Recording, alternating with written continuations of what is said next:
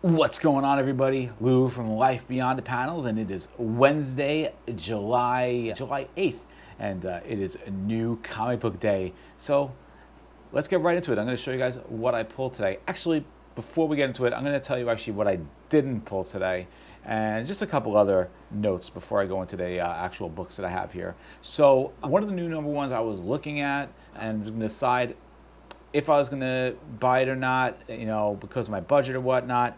As I was looking at new number ones coming out today, I was looking at an IDW book called Operation Iron Coffin #1, but ultimately I decided not to buy it because it's a mini series. So I said, you know what? Instead of adding another book to my pull list where I'm trying to actually at some point lower my weekly pulls budget, I was like, okay, it's a mini series. I can wait to get that in trade. Let's see how the book turns out, and let's see if it gets good reviews, and then decide if I'm going to buy the book in trade later on. Another book I was gonna drop Bleeding Hearts, not because it's a bad book. I think it's a great book, but I was like, I could probably read that on DC Infinite. I don't really need to spend the $4 every single month to buy it. But however, my old comic book shop, which is still getting in some books for me, got in Bleeding Hearts for me. So I felt obligated, like I needed to buy it from him, even though I don't really go there anymore, except for maybe some collected edition stuff. But I also feel bad. Like if he pulled something for me, I went in there and I picked that up from him. Yeah, these things happen, and I think it's one of the interesting things about having a pull list. In fact, comment below if you guys have ever had any situations where you have things on your pull list, and maybe you've taken it off your pull list but forgot to tell your shop, or maybe you ordered it and you weren't sure, like, okay, now I'm obligated really to buy it. I guess I'm going to read it and maybe we'll see what happens. Comment below if you guys have had some weird, awkward situations happen when it comes to your pull list and the comic shop. And if you've ever moved your pull list from one comic shop to another one, which is what I've recently done. So kind of still finishing up with one shop while I'm working with another shop. It can get confusing and definitely messy at times as well, which, but yeah, interesting things happening. Anyway, let's get into the books that we have on tap this week that we got here for New Comic Book Day. So first we have Absolute Batman, issue number 22. I think in this issue we're getting the origin of Harley Quinn, so I think that should be interesting. I'm not as interested in the origin of Harley Quinn, but still, Absolute Batman is amazing every single week, every single month, and I'm sure this will be no different. Next up, we have issue number 2 of Absolute Catwoman, which is I believe, a 5 or 6 issue miniseries. And I thought the first issue was pretty cool. I enjoyed it, so excited to see what else is going to be going on here with Miss Selena Kyle in the Absolute universe. We have issue number 3 of Barbara Gordon Breakout. I thought the second issue was a little bit weird, but I'm invested in this regardless because it's part of the whole entire storyline going on in Batman. So, we're reading this no matter what. I thought the first issue was pretty good. The second issue, again, was kind of weird. So, yeah, issue number 3, I'll read it and we'll find out where it is on the countdown next week. Next book is one of my favorites. It's Black Cat, issue number 12. I think this is only going 15 issues, written by G. Will Wilson, who writes Poison Ivy, which I read in trade and I love this book as well. There has not been an issue yet that I have not really, really enjoyed. We have this thing going on right now with the Punisher, where the last issue, she accidentally drove into his dog, which this dog, he just basically found himself, and then Punisher was trying to hunt down Black Cat, and that was a lot of fun. And I don't know, let's see what's happening here now. Maybe we're getting a little bit of a romance between Felicia and the Punisher. So should be fun. It's always a fun time with Black Cat, one of my favorite books for sure. Next up, we have the mentioned Bleeding Hearts, which again, this book is really, really good. I just feel like I probably don't need to be buying it. I could read it on DC Infinite 30 days later. But it's a great Dennis Camp book. It's been a fun story about a zombie who is having some compassion for human beings. And meanwhile, the other zombies don't know about this, and he's definitely nervous, like if what happens if the other zombies find out. So I know this issue goes into, I believe it's Outbreak Day or something like that, and yeah, it's been a great book. Again, just a book I probably don't need to be spending, even though it's only $3.99, saving that money in my budget if I'm trying to cut down some of my books. Next up, we have Daredevil, issue number 4. This is by Stephanie Phillips. I've been enjoying the run so far. I do like Stephanie Phillips a lot.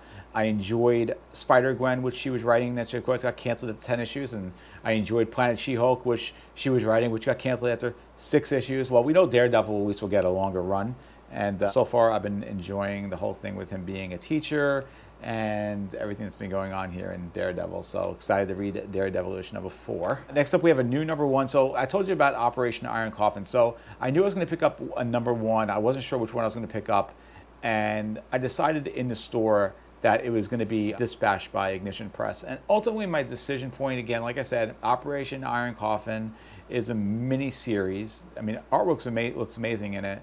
But I wanted to at least take a look at Dispatch and flip through the pages, see how I like the artwork. The story seems pretty cool. It's like this Die Hard type of a story. I think Die Hard with like a shipping person or something. I don't know. But I do always like trying to give their number 1s a try, and this one seems pretty good. I flipped through the pages. I like the artwork in it. So yeah, I ultimately decided to buy this and not Operation Iron Coffin for those multiple reasons. And I think that's kind of important. If you have a budget, and you want to add a new book in, I think there needs to be a good reason to want to do it. And to me, I trust the publisher, and looks like it's going to be an ongoing. It's kind of unclear based on my research of it. But, we'll see what happens. So, Dispatched. I'll let you know what I think of it. Next up, we have one of my core books, and that is G.I. Joe, Real American Hero. I'm a big G.I. Joe fan. G.I. Joe, Real American Hero, I was collecting back when I was a kid. I have all except for, I think, one, the original issues of the original Marvel run. I have it in the box right over there behind me, which I was collecting as a kid. And, yeah, I missed the IDW stuff. That's when I wasn't collecting comics. Hoping at some point the IDW stuff comes out in a compendium. I think it's probably going to. But in the meantime, I've also been collecting the current Image run of G.I. Joe, Real American Hero. So always excited to read it. It's so different from the Energon Universe stuff because this is Larry Hammond. This is the original writer. A lot of the stories are more one-off stories. But right now we have this arc going on, which has been pretty interesting. We're getting kind of a ninja arc, which is what I love about G.I. Joe, American Hero. You get a lot more ninja stuff in this. Next up is Just Brutal number 4. Now this has been a great book. This is a mini-series. I think it's going 5 issues or 6. Definitely recommend this one when it comes out in trade. If you could track the past issues, do it, but just wait till trade at this point. Save yourself some money. Just Brutal, though, been a lot of fun. Next up, we have M.A.S.K issue number 2. So this is Energon Universe.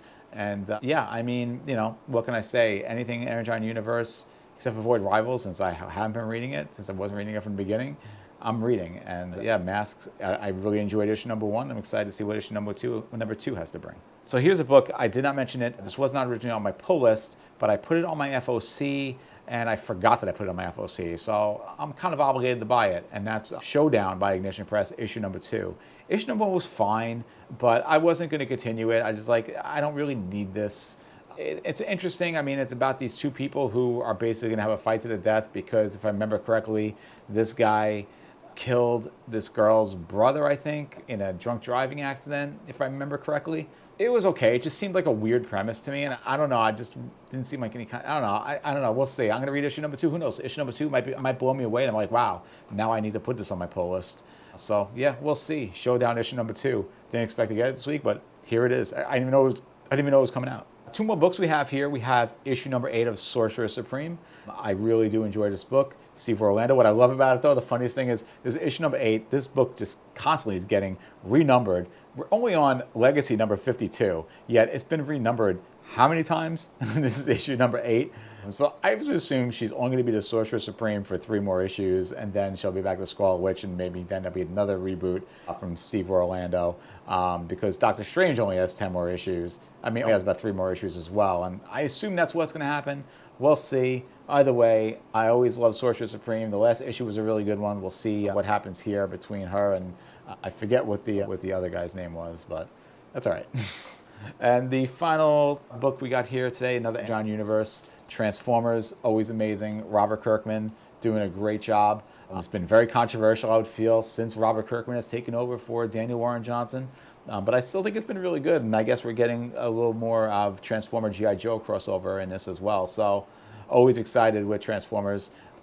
So anyway, that is it, guys. That is the pulls for this week. I appreciate you guys watching the video. If you guys like it, hit the subscribe button, the like button, hit that notification bell to get notified. And yeah, tune in next week when I give a top 10 ranking of these. Also, keep an eye out for my shorts I've been posting where I give you some kind of review on a comic that I've just read or maybe some other random thoughts that I might have. And yeah, appreciate you guys watching as always. And until next time, see ya.